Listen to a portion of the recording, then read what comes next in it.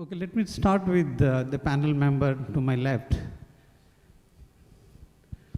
I'll address to you the first name, but maybe difficult to. Ali, you have been an outstanding leader in both in private and the public sector in your career.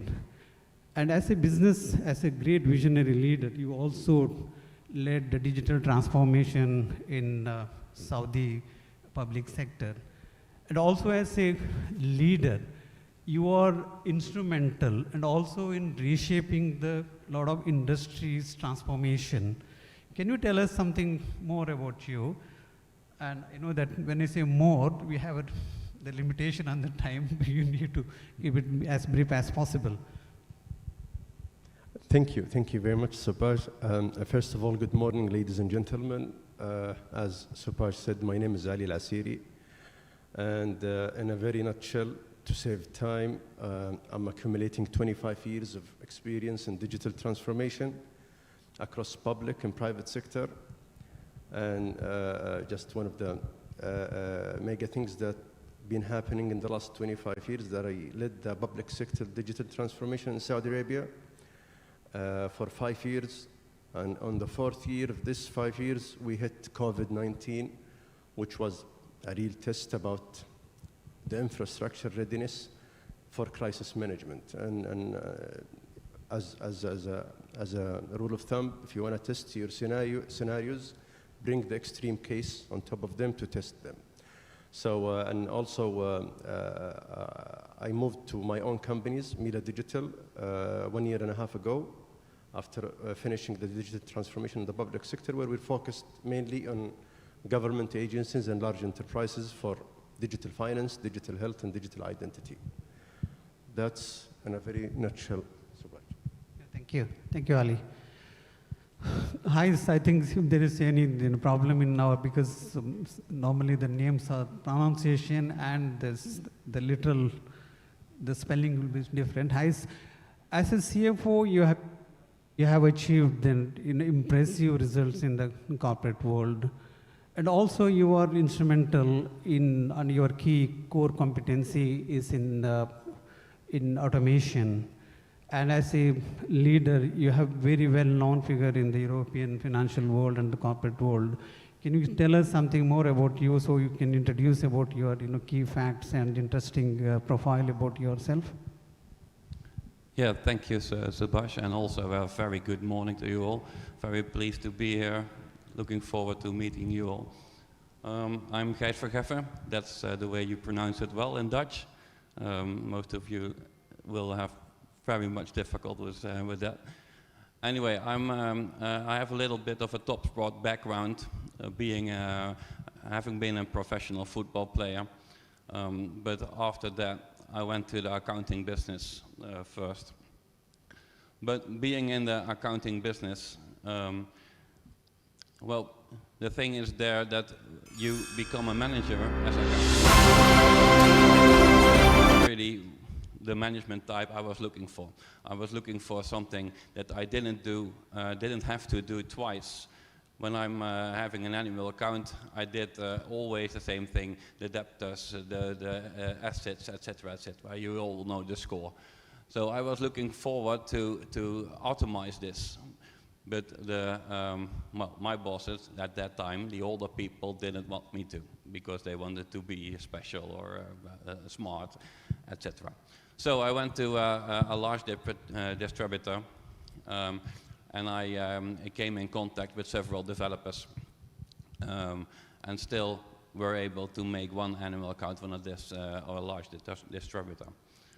Well, within that distributor, I moved on with the cloud business, and then the government decided that we had to report about sustainability in our annual accounts, and also to check it. So that's when I went to Cambridge University to study this, to know more about this, and it really interested me. And that's why, more or less, I'm here now, joining this very impressive team. Thank you. Thank you, guys. Let's move on to the core topic of today's discussion. And smart cities are one of the very exciting the topics being currently discussed all over the world. Engineer Ali, according to you, to make it simple, what it means for you smart cities and what all it stands? Well, that's a tough question, because this is a very important question. It's very important because, you know, if you want to know something, you need to look for a definition. And if you don't find the definition, you need to create one. Smart cities are being defined by not less than 28 neutral institutes around the world. And if you look all the definition, it will be different than other definitions. So, and this is a vague encyclopedia when you introduce modern technologies or modern business models. Modernization comes with vagueness, and vagueness is something that we need to deal with and we need to adapt until it becomes mature. That's a long introduction before giving a definition. But for me, I've been in the smart cities for the last 10 or 12 years. We've been kicking off a lot of initiatives and strategies across more than 16 countries. And every country has their own definition of the smart cities. But from the experience and the science and the knowledge we build around it, I can just give you a simple one.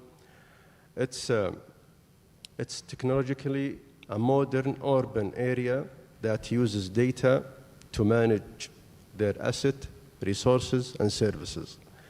And as a return on investment, these data that being gained should improve the efficiency of the city operation.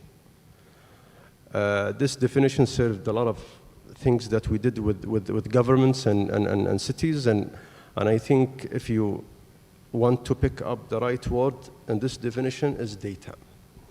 If you have data, you have smart city. If you don't have data, you don't have a smart city.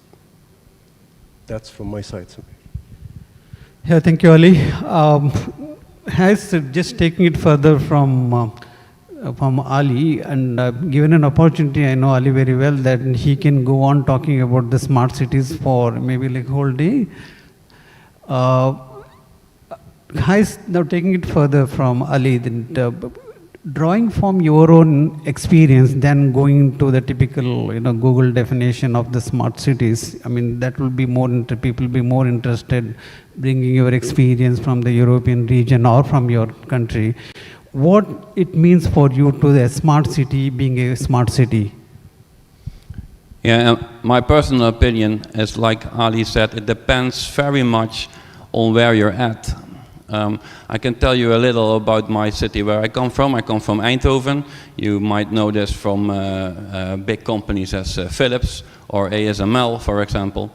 But Philips has rooted deep in the heart of Eindhoven. So, having had Philips and the rise of Philips, Eindhoven rised as well. So think of a technical university and social housing, etc. in the earlier days. So the background of Eindhoven has a very much of a knowledge experience, especially in the technique. But we don't have that many technicals in Eindhoven. So what's important for Eindhoven is that we have the human capital as a very big thing. So what Eindhoven does now is having participated on a project, Triangulum, if I said it correct, and it's basically topped on being smart and think in open data. This is very important for the privacy also, to have a much very open data and open infrastructure data, but also on being sustainable. Think about measuring this emission of CO2 and measuring the use of energy. And the last one is inclusivity, because Eindhoven has now participated a lot of people from India, from China, people who have the knowledge of working with computers, working with the development. And they want to combine it with the Dutch people and, Christian people, Islamic people, nearly everything. So what they do now is measuring things which don't really be that fond on other places. Because here, for example, in Dubai, the aesthetic is much better than the level of aesthetic is much better than in the Netherlands, in Eindhoven. And other things in Dubai are much more important than with us. So I think to answer your question, it really much depends on where you're at, what's being a smart city, because we're measuring other things than in other places in the world. Yeah, just be on the same subject, Gijs, to follow up on that, the smart cities. Do you feel that the measures, what it like smart cities, varies across the country to country, or you feel that the most of the what you measure as smart cities across the regions, whether it is the Middle East, Europe, or any other, or US, everything will be almost like we have the standard measures to understand what is the smart cities, or you say this is not really important, what is the key measures from one country to another country? Sorry, I didn't understand you. No, I'm saying that there may be some key measures, what you put as 1, 2, 3, 4 as a measures for being a smart city. The question is that, do you think that this will be uniformly measured, key measures, between one country to another country? Because my understanding of my country or in Dubai or in Bahrain, and I say that the smart cities may be different from the Denmark. So do you think that it's uniformly measured between one country to another country, or? Yeah, what I think is that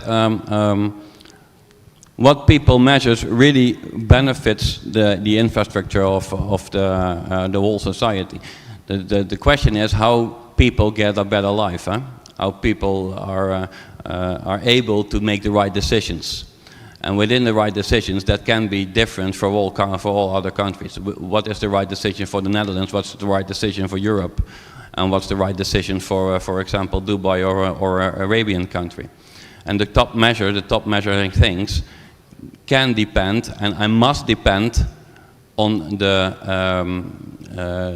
things people or animals or just whatever you want, what they're at, where they used to be, what the quality of life is. That's what I'm thinking, yeah. Ali, I think you also have something to say about these key measures, that now general understanding when you say smart cities, from country to country, it's uniformly understood, or it depends, so it's like a subjective element? Yeah, so I think I agree with what Gijs said, but in a smart city, as they always say, you cannot manage that things that you cannot measure. So you always need to measure stuff so you'll be able to manage it. Smart cities, general-wise, build their solutions and ecosystem around 6 main sectors. And the 6 main sectors, we're talking about smart water, smart energy, smart transportation, smart public services, and smart integration.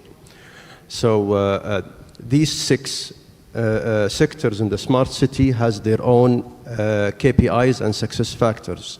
Total number, I recall, was 68 KPI to measure your success in smart cities. And that's very important to monitor. This is, you have the power of data in the smart cities. You can improve and you can monitor. The final comment for the question, is it the same from a city to a city or a country to a country?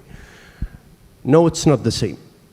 I'm giving you this feedback from backed with science and experience. It's never been the same thing, and it will never be the same thing, because the people of that city or that country are totally different from services, from culture, from lifestyle, from every single point than any other city or any other country. So their definition about the success factor will totally be different. So it's not the same, but they all share the same 6 sectors with the 68 success factors. There are success factors, for example, in city A, which is 80% in weight for their success. But this success factor in city B is less than 10%. Does it mean that this one become more successful than this one? No. because the definition of smart city here is different than here. That's a short answer, and hopefully it was short. Yeah, no, that's correct. Is that you want to highlight any key drivers for the success of the infrastructure? Yes, the infrastructure, I think the key driver that I see is the trend or the willing to be green, because it contains a lot of cost also with it. And the more important the green world will be, in the eyes of the people, in the eyes of the government, of course, well, the higher the cost. So what is the maximum cost you want to spend on being green? Because when it's coming to affordable houses, for example, that's one of the key things in Eindhoven place now, because lots of people coming into Eindhoven because there's a lot of labor, and that will make the price go up. But when you also want those housing to be green, well, it's going even further up. And when is it for the common person still affordable to be in a proper house? I think that's a very key driver in our society for the infrastructure, on the decisions we make. Thank you. Engineer Ali, talking about infrastructure is really a broad ecosystem. According to you, what key, maybe that another two key drivers which can lead to this success journey in the infrastructure? The infrastructure, you know that you've been in the ICT, you've been in that one. Infrastructure can be below the ground, above the ground. This is the vast subject. So what do you think that the two key factors that can drive to the success of this journey? Yeah, that's a very good question. So what makes city smart? Digital. And this is why it's smart city, because digital is being included in every angle of the city. So if I'm just, there are so many factors and things that we need to focus on when we have the smart city vision. But I think for me and for the companies I'm presenting, I think there are two things that it's very, very important in any smart city strategy or initiative. Number one is connectivity, and number two is smart manufacturing. We have more than 28 ecosystems around, the smart city, but I think, and this is what I believe in, that you will never be a smart city if you don't have these two very important things, connectivity and smart manufacturing. And a very short, connectivity means wireless communication. It's 5G network, Wi-Fi network, RFID, whatever wireless communication you need. Because a smart city is a connected city. And you cannot become smart if you're not connected. Just as a quick example, I'm not from this generation, but I'm seeing them famous nowadays, Generation Z and the millennials. Why their culture has been impacted outside of our tradition and outside of our values? It's because of social media. What does social media gives? Connectivity. They're very well connected. They have an app and they're connected to anyone around the world, from far east to far west. And this connectivity really impacted even how we buy stuff, how we rate, how we rank, how we pay, how we do whatever we want to do. And this is why connectivity in smart city means you're smart. And we cannot rely on cabling and fiber optics to become a connected city. The second one, which will be the final one for me, the smart manufacturing. Why it's very important? Because connected city means Internet of Things. You're going to connect a lot of things together in one network. What are these things? No one knows. It keeps changing. Depends on the censorship, depends on the sensors, depends on the technology, the business use. No one knows. And it comes, updated every 6 months. And you want to invest when we talk to financial people. There is an IoT company. Do we go and invest in them? If you ask me as an investment guy, I will say no. You don't invest in something that you don't know the sustainability of their business. Okay, they may become very successful in the next 1 or 2 or 3 years, but if there is another company brings a new IoT things to the market and they destroy their presence, you're lost. And that's what it's smart manufacturing all about. And this is where your cash, your investment, your knowledge, your talent goes to. It's because of the IoT. You need smart sensors. If you go to Dubai or Riyadh or Kuwait or London or anywhere else, you will find CCTV cameras in the traffic lights. You will find environmental sensors on the light sticks. You will find a lot of things. You don't know where is it, but it's monitoring smartly the environment or the traffic or the police or the energy or anything else. Are they known? No, they're not known. Are they sustainable? No one knows. Is there a new version that will come in the future that we need to make sure about? No one knows. This is why it's a soft technology that it's been dominating the market and the industry, and we need to be open enough to accommodate. When we can become mature and hard, when things are being standardized, integrated, compatible, a lot of stuff happening. And the smart manufacturing is really a key thing to a smart city.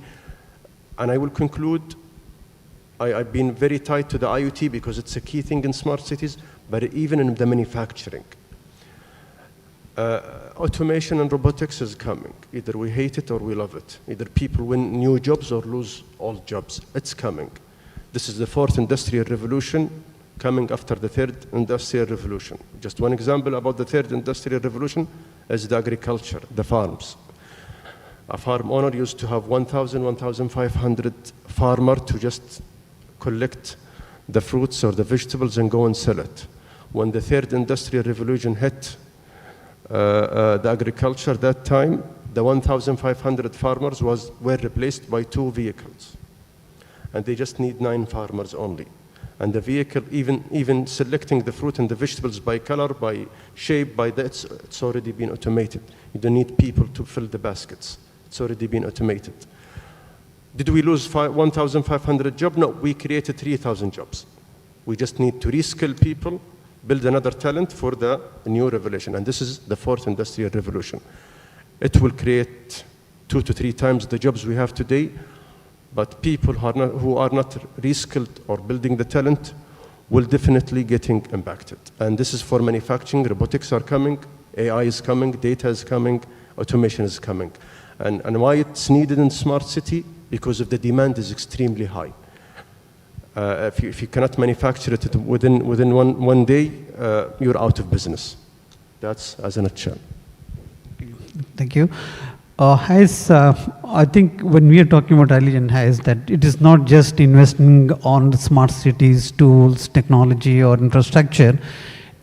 Most important, it should also improve the quality of their life, which all kinds of wages. But when I was talking to you, and as you said that your company produces some kind of personal alarming system, can you just elaborate how it's going to improve the quality of the life? Yeah, of course. And thank you for making a better name for my company. What we do in the personal alarming is we have older people having a button, and because of I believe 85% are women of our company, of our customers. We make it some beautiful because we did our investigation, and what we learned is no matter if women are 10 or 90, they want to be beautiful. So they make a beautiful necklace, but still it has a button on it. And if you put the button, 3 family members, 3 relatives or neighbors or some people who live nearby are getting noted that you need help. They can be in like everything. If you're standing on something, want to change a light, or just fell down, nearly everything. So we try to make the quality of the life from people better by encourage them to do things themselves, because the risk is less when you can push this button. If you don't reach the 3 companies, the 3 relatives or neighbors, we will call an ambulance or the police, or so we can guarantee you always get help. And so we try to make lives better from especially the older people. Yeah, thank you. Ali and Gijs, that touching upon another major topic, economy. Now, we all believe, strongly believe, and it's required, that regulation, laws, and the regulatory authorities play a very key role in whether it is infrastructure or financial field or anything. What do you think that, the role of regulation, regulatory or regulatory authority in bringing this kind of transformation, particularly in our topic of today is like infrastructure, smart cities, and how does it going to help us? Well, yes, I think so. Modern industry are always been hit by regulation and by lawmakers and by bylaws and policymakers. I'm a former policymaker and regulator for digital government for the last 4 years or 5 years. I know the impact very well, but it's something needed. We cannot avoid. And in governments around the world, the policymakers or the regulators, I will make it very simple. They always have two tracks in issuing laws and bylaws: the hard regulation and the soft regulation. The hard regulation is for the mature business models and mature technologies and mature customer base. And technology, I can give you an example. Communication is hard regulation. So whenever you go to any country, you will find a government authority that is managing the telecommunication with hard regulation. What does hard means for them? They have a standards they need to follow, and they have a penalty system they need to adhere to, and they have a license fees they need to pay every year. This is hard regulation, and compliance and governance need to be extremely high. When it goes to the smart cities or the modern industries or the modern business model, we don't go to the hard regulation, we go to the soft regulation. What does it different from the hard regulation? It's open. There is no penalties, there is no license fees, and there is no customer base you need to maintain. And this is why in the last 4 years we created what we call in the regulatory framework the sandbox. So every regulator and policymaker need to have a sandbox for fintech, for real estate, for agriculture, for health information systems, for whatever modern industries is hitting so hard. Why soft regulation is needed? It's because investment need to come. When you impose hard regulation on a modern industry, investors will run away from your country or from your city and will go somewhere else that they find themselves more acceptable, more welcomed, and more adapted. And this is why soft regulation is being a key into maintaining economy and financial growth. And if you go, and this is my closing point, if you go to the IoT, for example, you're going to see a lot of devices in the market that you never saw before. Is it certified? Is it standardized? Is it licensed? No one cares. And take it from a former policymaker. No one really cares because it goes through the sandbox. It doesn't go through the regulatory framework. Why there is a soft regulation as a final point, and where is there hard regulation? The soft regulation gives the policymaker and the regulator a chance to understand the market and to collect the field data that will help them create the laws and bylaws in the future to make it more mature, economical growth, and financial attractive to many people. That's from my side.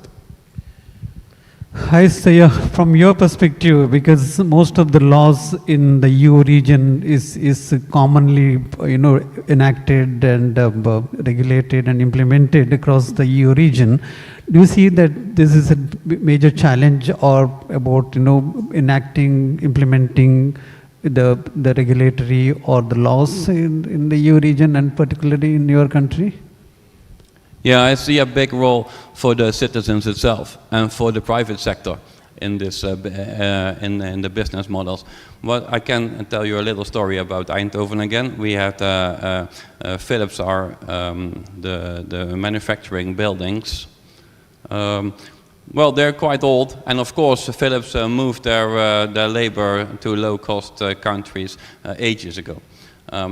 But still, the buildings were there, and having the buildings, you can have several options. But the government choose to have startups taking place in the buildings and have cheap housing for well, the entrepreneurs who were there. Well, being there, the government found it very useful to have this kind of project to be joined by the private sector and by the citizens, solving the problems on their own, making themselves a better lives, making a better circumstances for their life, for their business, for their way of living, etc. So the business model there, I think, it can be partly from the government encourage people to participate, but also building a future for yourself, making the most of it. I think that's a business model which is, well, things we are struggling with, having this challenge, turn it into a very big opportunity and take that opportunity. Thank you. Oh, thank you. And Ali, you mentioned before that, importance of the digital asset is data. Those who have the data. Now that's why you see that big data and the new roles as a data scientist. And also you would have experienced, you, me and everything, anytime you go and Google for the hotel booking, for example, inquire it. Next, another few days, you open the Google, it will say that do you want similar hotels elsewhere in this phone. So which means that they're already having my data with them, they start using that without our even knowledge, then never. Now, the data, even in the recent study conducted by Deloitte, and they said that by 2025, 27 billion devices will be connected to IoTs. Now, that being the case, do you foresee from the two perspectives, from the cybercrime as well as you have GDPR in UA, in the EU, and also we call in a different name as personal data privacy law. How does that hinder the growth of smart cities? Because a lot of people might be not willing to approve, or the businesses also, it's great challenge for them to keep the data privacy. Anybody in the worst case, either you can take the class suit or then okay, that you have disclosed. That's a great challenge for the corporate as well as for the industry and also for the government. So how do you address this kind of, will it affect the smart city that we would like to see it? Well, that's a very key question, and I think, so we used to say data is the new oil, which is true. I'm not resisting this. But when smart cities and smart infrastructures and the economy evolves, we have something called digital economy, which is knocked the doors 3 years or 4 years ago, and it's booming a lot, the digital economy and the smart cities. Will data, that time when it becomes in 2027 the new oil, it will still become the new oil, but they will change the phrase to something much more better, which is data is the infrastructure. So when you deal with data as an infrastructure, that means that you're going to get a hard regulation to maintain this infrastructure. Infrastructure means resiliency, means efficiency, means security, means optimizations, means so many things that it needs to be protected and maintained. And that's where we're moving from data is the new oil to data is the new infrastructure. And just to give an answer from a regulation point of view, this mindset needs to happen today. You won't see the impact until 2027 comes. But when you deliver something, think as a mindset of a person in 2027. This is an infrastructure. If you're delivering a smart residential tower, for example, or a smart mall, or a smart agency public services, this means data need to be resident in the city, need to be accessed by authorities. Privacy need to maintain. Who owns the data? No one knows. From a science and a theory point of view, who owns the data? The person or the thing that generates the data. He's the sole owner of this data. So it's not the government, it's not the company, it's not someone get use of it. It's the person or the thing that generated this data. This would come as a very strong obstacle in smart city or smart infrastructure or smart real estate development in the next 3 to 5 years. If data is not being included as an infrastructure, highly regulated, not today, in the year 2027, it will be an thing that cannot be avoided. Okay, Hayes, now I think we are running short of time before we go to open the floor to the audience for a few questions. Let's briefly touch upon a couple of other topics, very interesting ones. One is most important is emerging, the trend is the ESG. I think in most of I think in Europe, but here not in the region, but other than the central bank regulated entities, they are requirement for the auditors to disclose the ESG or the ESG reporting. But in the Europe, I think you said that it's already become mandatory as per the standard that the ESG part has to be disclosed in the annual report of the companies. Now, from even the United Nations has come with the 17 SDGs, Sustainable Development Goals. The main aim is to maintain the harmony, peaceful and well-being of the people. But from the ESG perspective, what do you think that, the infrastructure, smart cities, are we marching toward the sustainable initiatives, or we are still behind in terms of the implementing the ESGs? Yeah, well, first, a sustainable city isn't the same as a smart city in my eyes, because from ESG's perspective and from a sustainability perspective, for example, we are in the Netherlands collecting water, rainwater, but we do that in very big, ugly tons from concrete.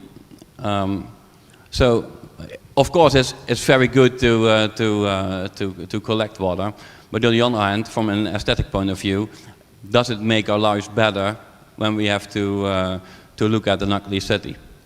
So there's always reason to complain, always.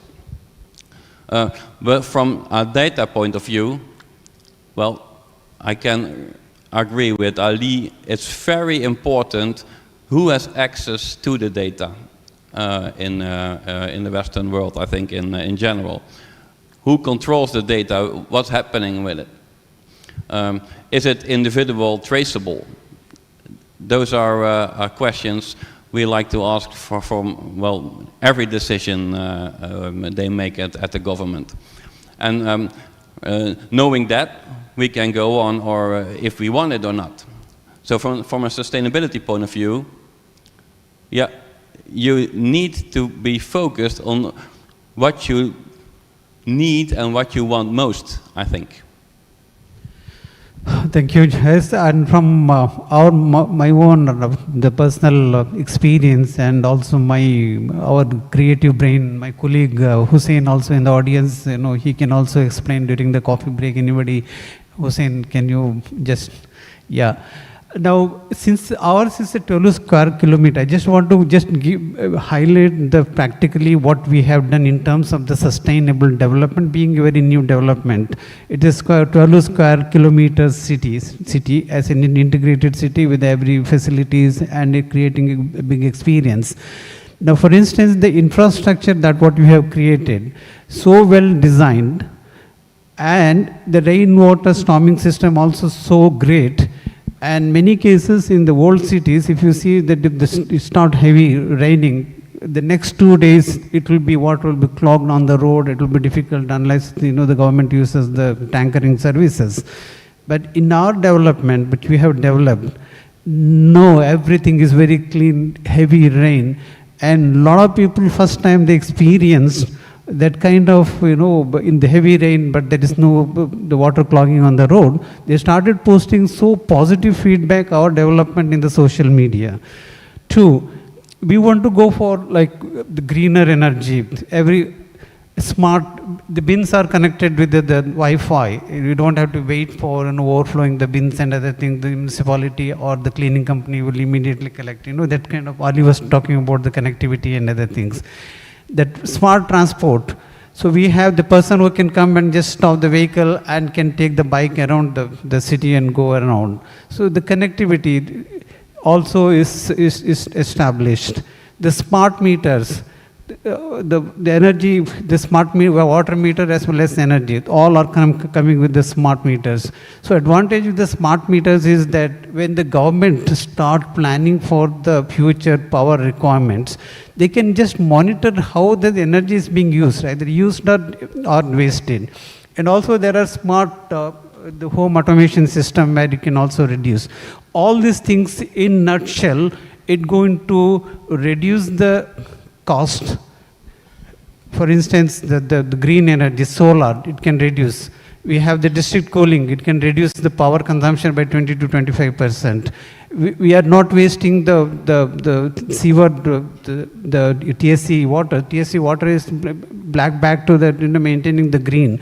So the landscape, the whole landscape, we don't have to just, invest any amount. We can just maintain the people who are driving and get a different experience.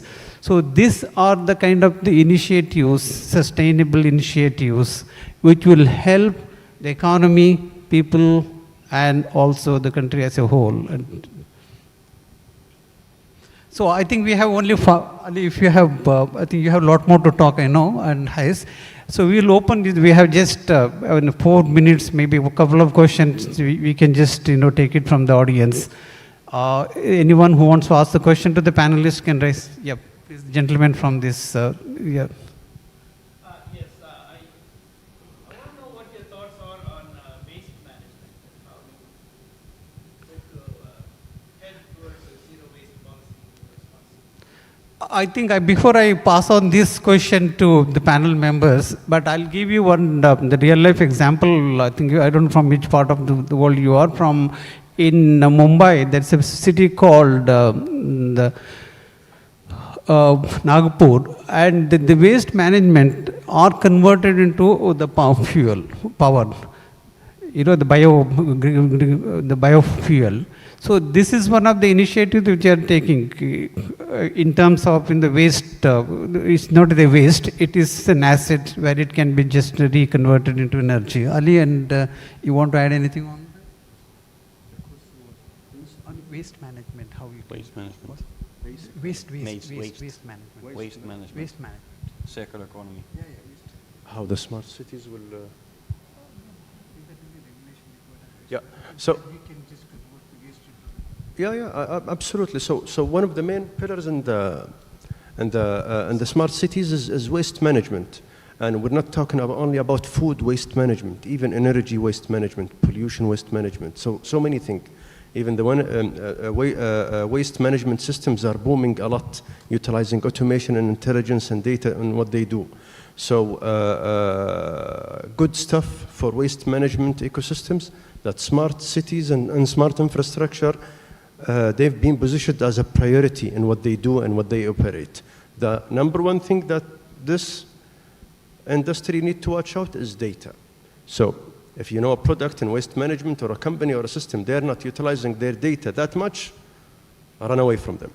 They're not contributing to the smart city initiative, and they will be forgotten for the next 3 to 5 years. That's my point. Yeah, I can only agree with Ali, but the circular economy is a very interesting thing in my eyes.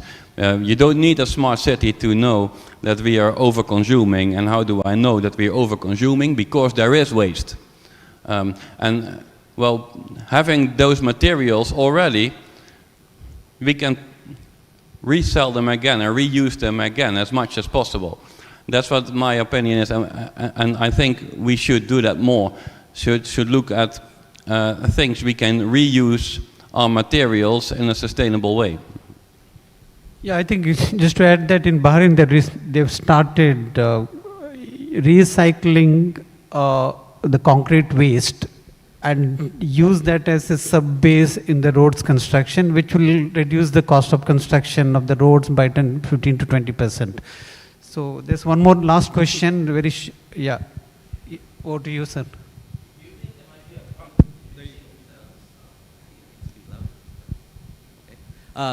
For digitalization and connecting everything, simple example.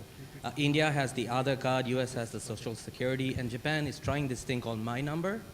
And they have a lot of pushback from people for connecting insurance, their banking, so that they can tax and everything. People don't necessarily think it's safe for the government to have all that information. Do you think that's an issue?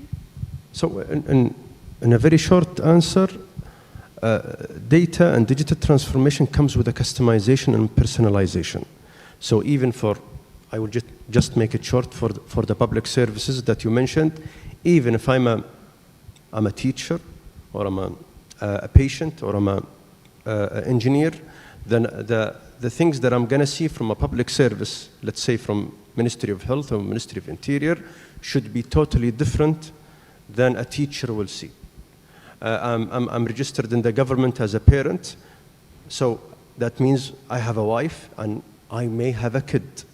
So as soon as my wife delivers a kid, all of the other services for this child get initiated in front of you to see it. The medical vaccinations, the certificate of birth, every nursing, everything else. Does these services matter for a single person? No, it doesn't. How we would know? By information. And this is why personalization is becoming very important. Okay, I think we are completely running out of time. Just to, as a concluding. You have more time. We can take some more questions. Yeah, we can take some more questions. Thank you so much. Thank you so much. A lot of people are interested. So I think you put us under a lot of pressure to complete it, so you should have. I was running away, so. I think, yeah, I think the time is more important for us, not to just exceed. Thank you so much for extending the time. I think we have some more questions from the audience. Otherwise, I can grill these two panelists. I have a question. My name is Salman Al Murshid from Saudi Arabia. Given that the smart cities projects are highly complex and having people as a main stakeholder assets, how policymakers can make people always engaged in this project? I understand this. Yeah. So just to rephrase the question, to confirm if I'm understanding it correctly. So you're an enterprise company and you have an initiative for smart solutions or smart fintech or smart cities. As a government, they are a stakeholder in what you deliver something new. Your question is how to manage this stakeholder engagement when you deliver such an initiative? Well, if it's in the hard regulation, which I explained 30 minutes ago, you need to align. So you don't have an option to go beyond the compliancy or the regulation or the penalties, if it's hard regulation. And that's very important. And country-wise, I've been working with a lot of countries and governments in this. If you complain about something wrong in the hard regulation, no one will listen to you. Because in the hard regulation, it takes time to change, to implement, to review, to audit. So the bureaucracy and the hard regulation is very long, which is understandable. If it's in the soft regulation, you need to have a good connections. You need to have the power of network. You need to be part from the committees they voluntarily initiate, so you can part from the team they build to understand the new economy and the new industry. Why this is very important? Because things change rapidly in the soft regulation, and you will not know, or anyone will not know. And when they change something, they're not eligibly from the government, from the public sector, to make it aware or announced. Soft regulation, the announcements and the awareness drops from them, and this is worldwide, because it's soft, it keeps changing every day, and you don't want to bother everyone with the new changes you have today. So for hard regulation, be compliant. You have mistakes, you will pay for it. You want to change, no one will listen to you. And the soft regulation, have a power of network. Know the right people, know the right business, and talk and listen. And you will get a lot of things that you didn't expect from soft regulation. Any questions from audience? They can raise their hand. Yeah, please go ahead, sir. Can you pass the mic to? Yeah, okay. It's okay. Yes, very high level question. We are not professional in smart cities. As a regular resident or citizen, what things I touch it myself, then I believe that I am in a smart city or in a city that is being transformed to be smart, or something I touch it, then I feel it's a stupid city. Can you give it to me in a very high level? When I touch things or procedures or whatever services, I can feel this is a smart city. Thank you very much. I think before I pass this question to Ali and Gijs, that I'll give you my personal experience in being in Bahrain, but my son wanted, I didn't know that. I mean, I had got my license, driving license long time back. I applied for my son's driving license and went to the traffic and got the appointment. The beauty of this smart city or the data, the automation is that immediately they'll give the token number for the next day or whatever the date appointment, they'll give the token number. So the advantage is that conventionally you don't know when your turn, you go early morning, wait 2 hours, 3 hours and waste of time and resources, the time is money. But this token number, it will alert you which is mine, which number, which in the queue, third, 4 or whatever. Accordingly, I can just plan my, depending upon the traffic conditions, I can just reach on time without wasting the time, just go and just complete the job. 2, I think Ali touched about this here, but I don't know whether I asked my colleagues and the friends in Dubai whether this system is implemented. In Bahrain, when any traffic accident happens, the people need not take the car or wait for the cop to come and give the report because the whole traffic, they get traffic congestion. So they have a app, the traffic app. They have to take the picture and just upload it. Unless there is a huge accident or the dispute, they may wait. But in the normal circumstances, they are not supposed to immediately upload and just take the vehicle out. This is one of the experience, like the very little tiny thing, but it makes a lot of difference for the customers to feel how the city is being smart. Ali, you want to add something? Just a quick one. You asked a simple question.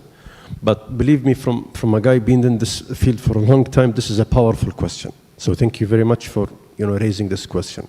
And I'm going to answer it in a simple way. Because if you cannot explain a complex stuff in a simplest way, it means that you don't know it very well. So I'm going to give you just 3 things that what does it mean for a happy citizen or a happy resident. So all the smart business models or smart industries or smart cities or anything smart is built up on a higher level called customer experience. If this experience makes you happy, we're happy. If it makes you sad, we need to change. So customer experience becomes the upper layer for everything you do. What are the most 2 important things that will make everyone happy? There are so many things, but I'm going to give you 2, which in my experience for a long years proved to be the basic 2 that need to be there. Number 1, fast. Number 2, reliable. If it's fast, they're happy. If it's not fast, they're not happy. Reliable means all the time, available and secured. So these are the 2 things that contributes to the customer experience in a happy way to create a good, livable lifestyle for any resident and citizen. Yeah, sure.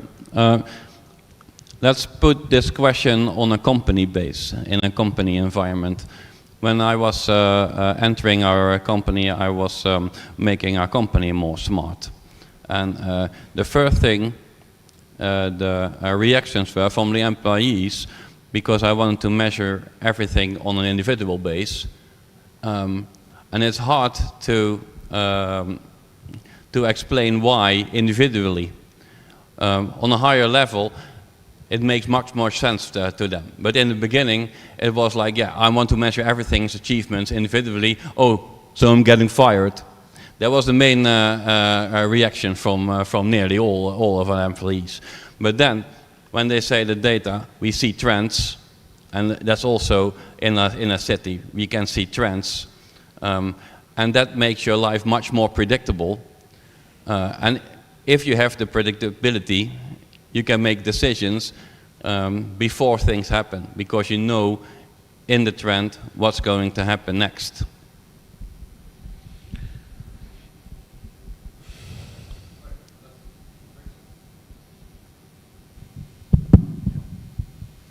I think we have only last question before we conclude it, and I request the panelists also answer this question briefly. Then due to the paucity of the time, that you can always meet panelists during the coffee break and ask any further questions and get, it's a good networking opportunity as well. Good morning, everyone. Hope everyone's doing good this morning. My name is Samu, and I'm very pleased to be in this room with brilliant people. I've got a question for the panel.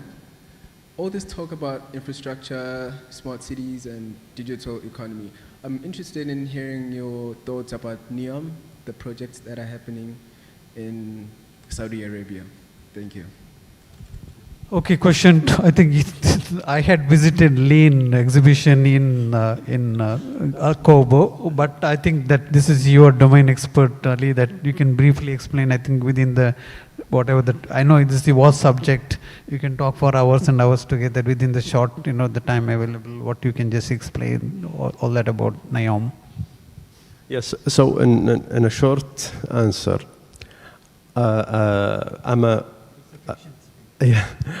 I was a key person in the founding committee for NEOM for almost 3 years before it's been launched, and I'm today I'm working with them as a technology partner in the aviation and digital cognitive government and tourism industry.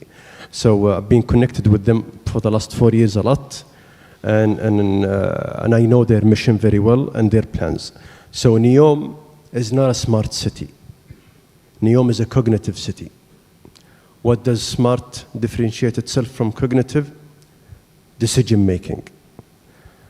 The amount of data and information that the city can sense and can collect, the city itself, without human interaction, will be responsible to do decisions. Traffic lights, energy obstacles, transportation, health, tourism, whatever you want to call it. Cognitive means that you know what you need to do as a machine, not a human being. And when this vision started this way, with this mindset, how we designed the city was totally different than any other cities. If you want to build a cognitive city, it's totally different than a smart city. And there is no cognitive city in the world. So this is the first cognitive city in the world. And guess what? It's not only on PowerPoint or presentations. It's now country under construction. And you can see, if you go physically and visit NEOM Airport, you can see the physical infrastructure. I think if you just allow us just a minute for the panelists to give you a concluding remarks, Ali and Gijs, to sum up, to give a concluding remarks, do you believe strongly or softly or the current initiatives, whether it's the sustainability, improving the quality of life, improving the air quality, green revolution, electrical vehicle, whatever the name, or the digital transformation, do you think that the next generation will really appreciate whatever the efforts, initiative that is being undertaken by all the cities or across the government or the corporate houses? I will take 30 seconds. Yeah. So that's a cultural question, and it's very tough to answer. And the only way to answer it is we ask ourselves, are we happy about what our father or mothers or grandfather or grandparents fight for, and we live in it today? Are we happy and proud about it or not?